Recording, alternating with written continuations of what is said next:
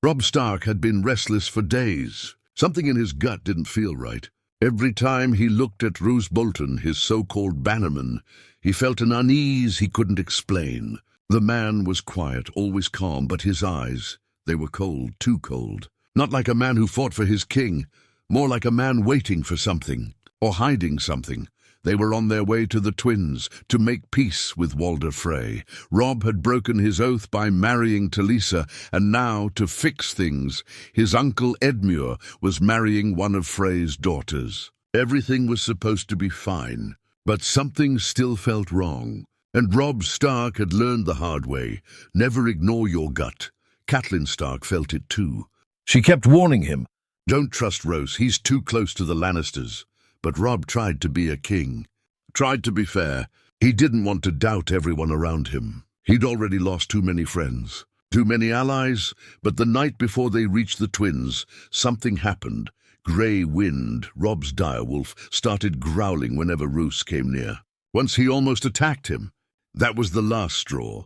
Robb called a private meeting in his tent. Only trusted people, Catelyn, Great John Umber, a few loyal bannermen.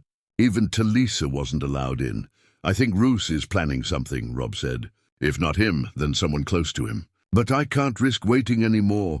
Catelyn looked at her son, her voice low but sharp. Then you must act before it's too late. The next morning, as Roose entered Robb's tent for a war council, Robb stood with his hand on the hilt of his sword. Grey Wind was beside him, watching. Roose looked around the tent. Everyone was staring. Is something wrong, Your Grace? Robb's voice was firm. You tell me. And before anyone could speak, Robb stepped forward and drove his sword right through Roose Bolton's chest. The tent went silent. Roose gasped, his eyes wide, blood soaking through his doublet. What have you done? He whispered. I did what had to be done, Robb said coldly, pulling the sword out. I won't be betrayed. Not again! Roose fell to the ground, dead. Everyone in the tent was stunned. But Great John Umber stepped forward. About bloody time, Your Grace, later. They found letters hidden in Rose's things, sealed messages from Tywin Lannister, promising Roose the title of Warden of the North in exchange for betraying Robb at the twins. It was all real. The Red Wedding had been planned. Walder Frey, Roose and Tywin had made a deal. Robb's hands shook when he read them. He'd been so close to death. His mother, his wife, his unborn child, all would have been slaughtered, but not now. Not anymore. Robb Stark turned to his bannerman and said, We change our plans. No wedding, no celebration. We ride north. But what about the Freys? Someone asked. Robb's eyes turned hard. Let them wait, or let them prepare. Because the young wolf is not walking into a trap. And just like that, history changed. The camp was in chaos after Roose Bolton's death. Word spread like wildfire. Some men were shocked. Others whispered it had been long overdue. But no one could deny the truth anymore. Not after the Lannister letters were found. Even the most loyal men to House Bolton were quiet now. No one wanted to die for a traitor. Robb didn't sleep that night. He stood outside his tent looking at the stars. Talisa came to him, silent, resting her hand on his. He didn't say much. He was thinking of what could have happened. His mother's throat cut, Talisa stabbed in the belly, Grey Wind shot full of arrows. The vision haunted him. We were walking into our own grave, he whispered. Talisa didn't speak. She just held his hand tighter. At dawn, Robb called his commanders. We're not going to the twins, he said. We march east, but not to flee, we'll strike. Great John Umber raised an eyebrow. Strike where? River Run, Robb replied. We take it back. If we move fast, we can secure it before the Freys hear what's happened. They'll expect us to come begging. Let's give them war instead. But Edmure's wedding, there will be no wedding, Robb cut in. Not now. Not ever. And just like that, the army changed direction. Robb Stark had chosen war again, but this time smarter, faster, angrier. They rode hard, cutting through small roads to avoid being spotted. By the time Walder Frey learned of Rose's death, Robb was already surrounding River Run. Inside the castle, the Blackfish smiled for the first time in weeks. You've got fire in you still, he said, embracing Robb. Maybe we have a chance after all. Robb didn't waste time. He sent ravens to the north, to the Mormonts, the Glovers, the Reeds. He didn't beg. He commanded, the north remembers. Roose Bolton is dead. Winterfell is not lost. Gather your men. Meanwhile, Walder Frey was furious. He slammed his goblet on the table. The boy killed Rose? My daughter's wedding ruined? Lothar Frey, his sly-eyed son, tried to calm him. We can still strike. They'll come crawling back, but even he didn't believe it anymore. Robb had moved too quickly. In King's Landing, Tywin Lannister read the news in silence. His fingers clenched tighter around the letter. So, the young wolf bites back. He wasn't angry. He was impressed. And that made it worse. If he reaches the north, we'll never stop him, Kevin Lannister said. Tywin stood up. Then we stop him before he gets there. But Robb had already planned for that. He sent small raiding parties to harass Frey supply lines, set up false camps to confuse the scouts. And then, when the Freys tried to march toward River Run, they found themselves ambushed in the night by northern warriors hiding in the woods. The Freys had numbers. But Robb had something stronger: rage, honor, and purpose. The young wolf was not just fighting for a throne anymore. He was fighting for justice. For the North, for everyone the Lannisters and Freys had betrayed. And people started to notice. Small folk from every village joined his cause. They brought bread, bandages, even swords. Old lords who had stayed silent after Ned's death began to whisper the name Robb Stark again, not as a boy, but as a king. A real one. Back at River Run, Catelyn watched her son prepare for the next battle. She had seen him grow from a quiet child to a hardened leader. But now, there was something new in his eyes. Not just pain, not just duty. Something darker. You're changing, she said softly. I have to, Robb replied. The game isn't about honor anymore. It's about survival. And when does it end? When every traitor is buried, he said without flinching. Starting with Walder Frey, and in the cold corridors of the twins, Walder Frey began to feel the weight of what was coming for him. Because he didn't just lose a pawn in Roose Bolton. He woke up. Wolf Walder Frey had barricaded the twins. The moment he heard Robb Stark had taken River Run and was marching east, he sent for every man who could hold a sword. He ordered boiling oil to be placed above the gates, doubled the guards, and locked his daughters and granddaughters inside the towers. If the wolf thinks he can take the twins, he'll drown in the river, he muttered, his wrinkled hands trembling. But his fear was growing day by day. What scared him most wasn't Robb's army. It was how quiet the north had gone. No word from House Bolton. Nothing from the Karstarks. Even his own riders were disappearing before they returned. He sent out ravens begging for help from Tywin Lannister. But Tywin was silent, too busy with his own troubles in King's Landing. Or maybe, just maybe, he was letting the Freys burn alone. Robb Stark didn't arrive with horns and banners waving. He came like a shadow. At night, Frey patrols vanished. Their food stores caught fire, livestock poisoned. The river outside the castle began to fill with the bodies of Frey men. Throats cut, eyes missing. Swords still sheathed. They're sending a message, Ser Hosteen, Frey growled. No, Walder whispered. They're hunting us, outside the walls. Robb sat by the fire with Grey Wind lying beside him. His eyes stared at the twins like a man studying a puzzle. He wasn't going to charge the gates. That's what Walder expected. He was going to make the old man lose his mind first. They expected a red wedding, Robb said. Let's give them a slow death instead. He sent ravens to every Frey ally, exposing Roose Bolton's betrayal, the Lannister deal, the planned massacre. Some houses, already tired of Frey arrogance, quietly turned away. Others began to fear they'd backed the wrong side. Inside the castle, food began to run low. Walder Frey grew paranoid. He stopped eating anything unless it was tasted first. He had his cooks whipped. His maester hung for conspiring with the wolves. He began seeing shadows in the halls. He even swore one of his daughters was trying to poison him. He locked her in the dungeon. Where is Tywin? He kept muttering. But Tywin had his own problem now. Stannis was marching on King's Landing again, and Daenerys Targaryen's name was rising in whispers across the narrow sea. And still, Robb didn't attack. He just waited, until one night, A small wooden boat floated down the green fork and stopped just beneath the castle walls. The Freys pulled it up, expecting a dead scout. Instead, they found a wooden crate. Inside it, the severed heads of 3 Frey scouts. Their tongues cut out, a note nailed to one skull. The North remembers. Walder Frey collapsed. For the first time in his life, the old weasel of a man felt truly afraid. This wasn't war anymore. This was revenge. Cold, patient, and merciless, and then came the noise.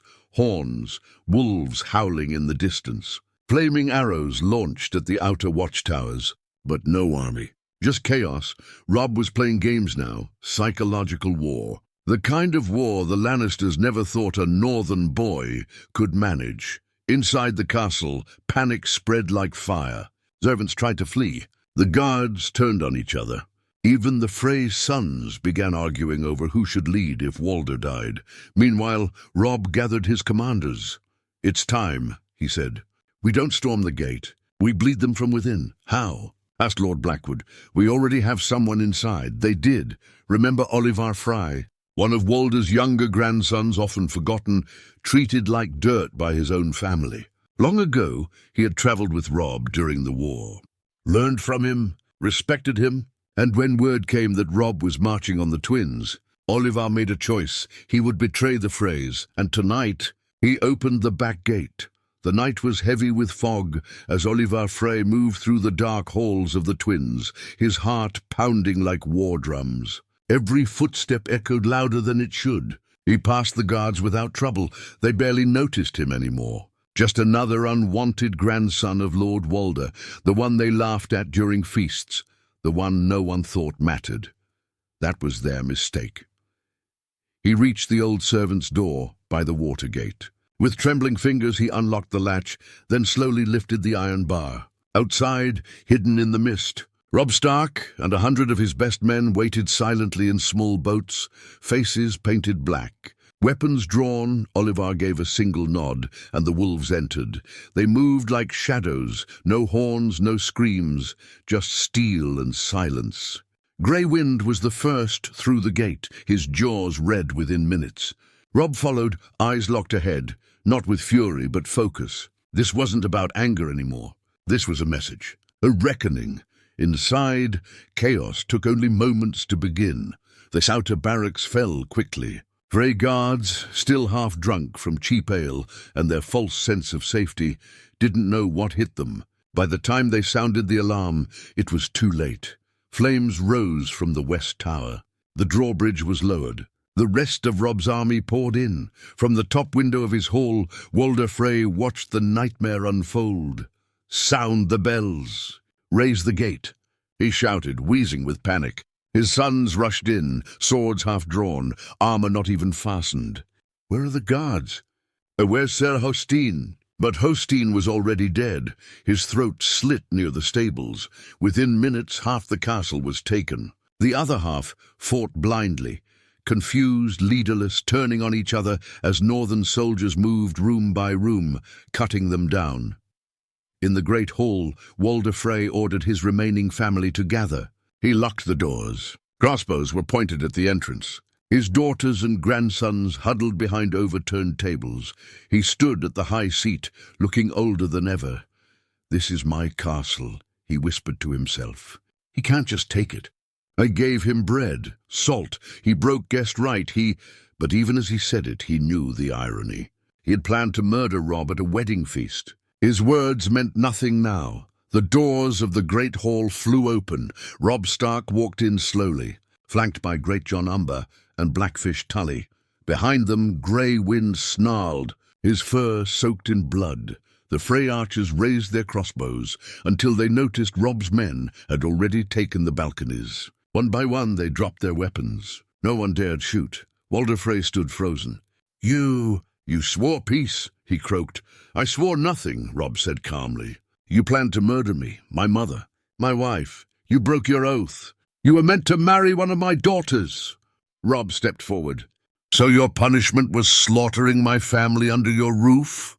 Walder's voice turned bitter. "I did what I had to. The Lannisters offered me more than you ever could. I took the winning side, and now you've lost." Robb looked around the room, at the frightened daughters, the cowardly sons, the old man who thought himself untouchable. You killed in the name of the lion. Now the wolf returns the favor. Walder spat on the floor. You'll be no better than me. Robb didn't answer. He turned to Greatjon and nodded. One by one, the key members of House Frey were dragged from the hall. Lords, sons, even the brutish Black Walder. They begged. Some cursed. Others cried. Walder watched as they were taken outside into the yard, and then he heard it. The screams. They didn't last long, but they were loud. Walder sat in silence, shaking, eyes wet, lips trembling. Mercy, he whispered, almost too quietly to hear. Please. I'm an old man. Robb stepped close, his voice low and cold. You slit my mother's throat while she begged for mercy. I watched her die. Walder closed his eyes. She was a mother. I was a father. And now you're neither. The last thing Walder Frey ever saw was grey wind lunging forward, jaws wide, and then silence. The courtyard of the twins was soaked in blood by sunrise. Crows circled overhead, drawn by the scent of death. Dozens of Freys lay dead, their banners torn down, their proud towers defiled by the very people they once plotted to kill. What was meant to be a grave for the king in the north had become a tomb for his enemies. Robb Stark stood above the corpses, his eyes hollow. The wind bit cold, but he didn't shiver. He couldn't. Not anymore. Beside him, Catelyn Stark looked over the aftermath in silence. She had not spoken since the fall of the hall. She had seen death before, too much. But what haunted her now wasn't what had happened, it was what Robb had become. You did what had to be done, she said quietly, but her voice held no comfort. Robb didn't answer. He watched Grey Wind sniff at a pile of armor and bone, then slowly walk away. Even the direwolf seemed tired. By midday, the banners of House Stark flew over the twins. Every Frey bannerman was summoned. Most came trembling.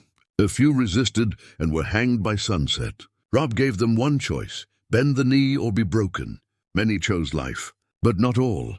In the great hall, Robb sat where Walder Frey once ruled. Greatjon Umber stood at his side, along with the Blackfish, who now wore the armor of command again. Your Grace, Lord Blackwood said, stepping forward, the Riverlands are yours. But word will travel fast. The Lannisters won't let this pass unanswered. I don't expect them to, Robb said calmly. That's why we take the fight to them. You mean march south again? Asked one of the lords. No, Robb replied, his voice firm. We returned to the north. The room fell silent. Catelyn finally looked up. Why now? Because I've left it too long, Robb said. Winterfell is in ruins. The Boltons tried to claim it. The Ironborn invaded it. The people need their king back. Not on southern soil. In the snow. In the heart of the north. Greatjon nodded in agreement. Let the Lannisters rot in their gold. They'll choke on it soon enough. Robb turned to the Maester. Send ravens. To Bear Island, White Harbour, Deepwood Motte. Tell them what's happened here. Tell them the wolf has returned and we take back what is ours. But not all the news was good. The next day, a scout returned with word from the wall. Jon Snow had vanished beyond the gate with a group of Night's Watch rangers. Rumours whispered of White Walkers, dead men walking, and wildlings gathering in the thousands. The wall, it seemed, was no longer a wall at all, but a door left open. Robb read the Raven's letter twice, then passed it to his mother. Catelyn frowned. Jon is just one man. No, Robb said, shaking his head. He's not just anything anymore. If half of this is true, then there are bigger enemies than the Lannisters or the Freys. I need to speak to Jon. I need to know what's coming. He paused, then added quietly, the dead don't care who sits the Iron Throne. The North's march home began within the week. Robb left garrisons in the Twins and Riverrun, led by trusted commanders. As his army crossed the Trident, the people came out to greet him, not as a boy with a crown, but as a king who had spilled the blood of traitors. Many brought offerings, grain, leather, even homemade arrows. He accepted them all with quiet nods, But with every step closer to the north, the shadows grew longer. The Boltons had retreated into the Dreadfort, where rumors said Ramsay Snow ruled with madness and fire. No one had seen him, but whispers spoke of flayed men, burning villages, and screams in the snow. "We'll deal with him first," Robb said. "And what if he's stronger than we think?" Catelyn asked. Robb looked northward, where the sky turned darker each day. "Then we remind the north why it chose the wolf over the flayed man." But even Robb couldn't shake the feeling that something worse waited for them. Not Lannisters, not Freys, not even the bastard of Bolton. Something older, something cold. The long road north was colder than Robb remembered. Snow clung to the boots of his men, and the wind howled through the bare trees like ghosts crying for vengeance. The army moved slower now, hardened but weary. They had spilled Frey blood, but the price of war clung to them like frost. Even the sound of banners snapping in the wind felt heavy. Grey Wind padded beside Robb's horse, silent but alert. The direwolf's hackles bristled every time they passed a burned village or saw bodies hanging from trees. The flayed sigil of House Bolton had been painted over walls, barns, even on the carcasses of horses. It was Ramsay Snow's message. He knew Robb was coming. At a campfire one night, the Great John spat into the snow. "The bastard's gone mad, flaying women, burning farmers alive. He thinks he's breaking the north." Robb stared into the flames. "He's trying to scare us before we reach the Dreadfort." Catelyn sat nearby, her face pale. "He's worse than his father ever was." Robb looked up. His voice was cold. "Then he dies like his father." The march continued, but every mile north was like walking deeper into another world. Villagers came out of hiding to meet them, thin, frostbitten, eyes wide with fear. They told stories of Ramsay's hunts, whole families chased through the woods by hounds, children nailed to doors, maids skinned alive and hung like banners. It wasn't just cruelty. It was terror as a weapon.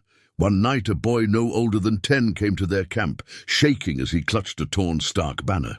"My father said you'd come," he whispered. "He said the king in the north would save us." Robb knelt and took the boy's hand. "What's your name?" "Jonas. Where's your father?" The boy's lip trembled. "The bastard took him," Robb's jaw clenched. He gave the boy food and a place near the fire. But later, when he was alone in his tent, the weight of the north pressed down on him harder than ever. He wasn't just a king reclaiming his home now. He was a king walking into a nightmare. When they finally reached the outskirts of the Dreadfort, the sky was dark as iron. The fortress rose from the snow like a scar, its black towers twisted and jagged. The smell hit them first, rot blood and burning hair. Robb's scouts returned at dusk. "The bastard's inside," one said. "He's fortified the walls." "More men than we expected." "Flayed corpses on spikes around the moat." "How many?" Robb asked. "Too many to storm outright." But the scout hesitated. "People are starving inside." "He's hoarded the food. Some of his own men might turn on him if we wait." Catelyn's eyes flicked to her son. "You can't let Ramsay stay in there for weeks. He'll kill the captives." Robb stood, his hands tightening on the edge of the war table. "Then we don't wait." The Blackfish raised an eyebrow. "You have a plan?" Robb looked at the crude map of the Dreadfort. His voice dropped. "Ramsay hunts his prey outside his walls. He thinks he's the hunter. Tonight we make him the hunted." And so, under cover of darkness, the young wolf laid his trap. Small units of northern soldiers were sent to raid Bolton outposts, pretending to be stragglers. Others set fires in the woods to mimic fleeing villagers. Ramsay took the bait. He rode out at dawn with his hounds and his favorite crossbow, laughing as he imagined chasing Stark men through the snow. But as soon as he entered the woods, the laughter stopped. The howling began. Not his hounds, wolves, dozens of them. The Stark soldiers melted out of the trees like ghosts, cutting off his escape. Grey Wind lunged at the hounds first, scattering them. Arrows rained from the branches. Ramsay Snow, for the first time, knew fear. He tried to flee back to the Dreadfort, but Robb himself stepped out of the snow, sword drawn, eyes burning. "You like to hunt?" Robb said softly. "Then run!" Ramsay raised his crossbow, but Grey Wind was faster. The direwolf slammed into him, knocking him into the snow. The bastard of Bolton screamed as the wolf's teeth sank into his arm, shattering bone. Robb strode forward and pressed his boot onto Ramsay's chest. "No one hears you now," Robb said. The soldiers dragged him up, gagged and bleeding. Robb didn't kill him there. He wanted the north to see. By nightfall, Ramsay Snow hung flayed on his own gates. When the stark banners rose over the Dreadfort the next morning, the people of the north wept and knelt. The bastard's reign was over, but Robb stood silent on the battlements, looking north, past the white trees, past the horizon, toward the wall. Something colder than Ramsay was waiting. The banners of the dire wolf snapped in the icy wind above the Dreadfort, but the victory felt hollow. The bastard of Bolton was gone, yet the north did not feel safe. The villages were still empty. The nights were still long and silent. Even the old gods seemed to whisper differently in the weirwood groves. Robb stood in the courtyard at dawn, snow crunching under his boots. The north had rallied to him now. Mormonts, Glovers, Reeds, Umbers, all sworn once more to House Stark. They came bearing gifts and oaths, pledging men to rebuild Winterfell. But their faces were lined with fear, not triumph. "Something's wrong," Lady Mage Mormont said bluntly. "Our woods are empty. Our hunters say the game has gone north, as if fleeing. The dead don't stay buried anymore." She placed a raven's scroll in Robb's hand. It was sealed with black wax from the wall.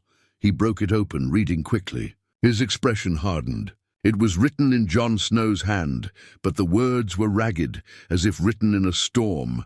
"The dead are walking. The wall will not hold forever.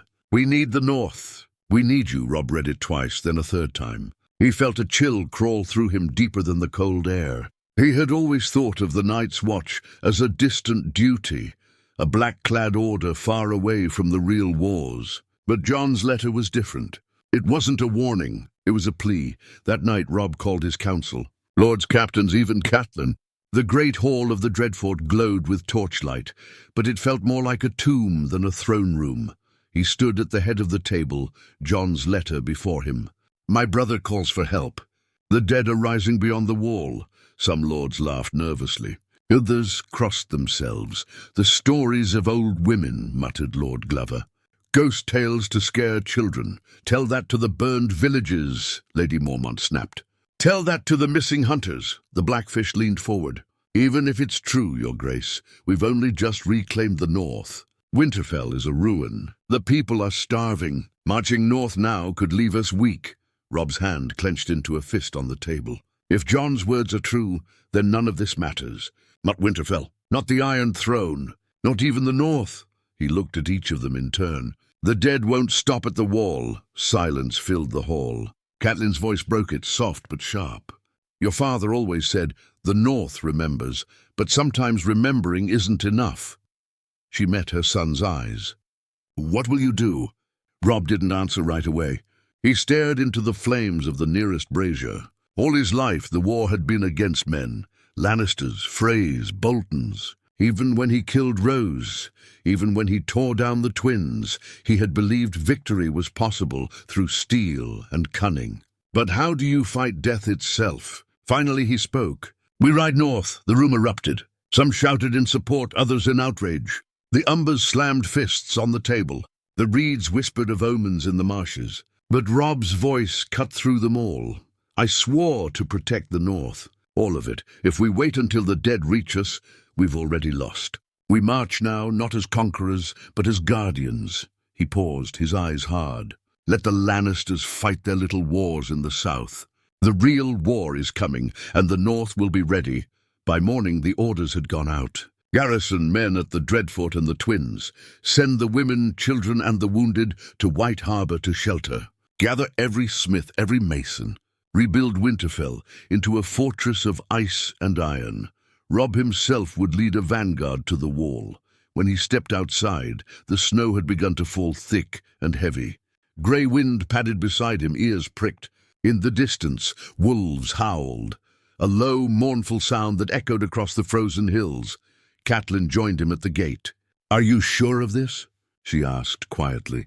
Robb looked north, where the horizon was a wall of white and shadow. "I'm not sure of anything anymore. But if John is right, then every moment we waste is a grave dug for the north. She reached for his arm. And if you go to the wall and never come back? Robb gave a small, grim smile. Then at least I'll die fighting something that truly matters. The horns blew at dawn. The king in the north rode out once again, not to war against men, but to war against the dark. The people lined the road, whispering as he passed. Some knelt, some prayed, some simply stared. But the old women in their doorways, clutching their charms of weirwood and salt, whispered another name under their breath as the direwolf banners vanished into the snow. The last wolf. The wall loomed in the distance like a frozen god, stretching across the horizon in endless white. Even Robb Stark, hardened by war and blood, felt its weight settle on his chest as he approached it. It wasn't just a wall, it was a grave marker, a warning left by men long dead. He rode at the head of 5,000 northerners, flanked by the Great John and Lady Mormont's grim soldiers. Their armor was layered with fur and leather, faces masked with snow and fear. Grey Wind trotted ahead, growling low, not in hunger but in unease. Jon Snow was waiting at Castle Black. They met in the yard, brother to brother. But they were not boys anymore. Jon's face was leaner, his eyes darker. Behind him stood the remnants of the Night's Watch, fewer than 100, and most of them wounded, frostbitten, or worse. "I didn't think you'd come," Jon said, voice low. "I always come for family," Robb replied. They embraced, and for a moment the weight of crowns and swords slipped away. But it didn't last. Jon wasted no time. He took Robb to the top of the wall. The wind howled, biting through their cloaks. Jon pointed north. "There," he said. "You see that valley?" Robb squinted. He saw nothing but white. Then movement. Thousands, a slow, endless tide of pale bodies moving through the snow. They made no sound. No banners, no drums. Just death. Robb's breath caught. "How many?" "Too many to count," Jon said. "And that's just one of their columns." "They're not marching," Robb muttered. "They're consuming," Jon nodded. "We've tried sending fire arrows. Dragonglass helps. But there's not enough. And no help's coming from the south." Robb turned to him. "Then we make our stand here." "You don't understand," Jon said. "The wall isn't holding them back anymore. Something is weakening the magic. They'll break through before winter's end." Robb fell silent. That night the northern leaders gathered in Castle Black's old hall. It was cold, damp, and reeked of oil and smoke. But it was the only war council that mattered now. "We fortify the wall," Robb said. "We arm every man with fire and dragonglass. If we fall here, the rest of Westeros falls with us." Jon shook his head. "Even with 5,000 men, you're buying time. Not victory." Lady Mormont banged her fist on the table. "Then we buy every damn second until the last breath." Jon looked at Robb again, quieter this time. "There's something else." He unrolled a piece of faded parchment, cracked and sealed in red wax. "A raven came from Eastwatch 2 nights ago. Before they fell, he laid it on the table. The Night King is coming, riding a dead dragon." The room froze. No one spoke. The fire crackled. Even Robb paled. "A dragon?" Jon nodded. "Blue fire. It burns hotter than any flame we've seen. It tore through the Eastwatch gate like it was parchment. "So this is how it ends," someone muttered, but Robb stood tall. "No, this is how we fight." They spent the next 3 days reinforcing Castle Black. Tar was boiled, arrows dipped in oil. Every blade they had was laced with obsidian. Smiths from the north worked day and night, melting down daggers, reforging spears. And then the horns blew. 3 blasts. The dead had come. They rose out of the snow like a tidal wave. Skeletons, corpses, wights of every kind. And above them, circling like a comet, flew the Night King's dragon, its wings torn, its fire blue as the heart of winter. Robb rode to the front lines with Grey Wind beside him. He turned to Jon one last time. "If I fall—" "You won't," but Robb smiled faintly. "If I fall, tell them I died for the living. Not for thrones, not for vengeance. Just for life." Then he raised his sword. "For the north!" And the north answered. Flames lit the sky. Arrows rained down. Wolves howled, then screamed. Snow turned red. The Night King descended with death in his eyes, Robb charged. Some say he fell that day, swallowed by the storm. Others say he fought the Night King himself and vanished into the snow. But every winter, when the wind howls and the wolves cry, the North remembers the king who rode into death and never looked back.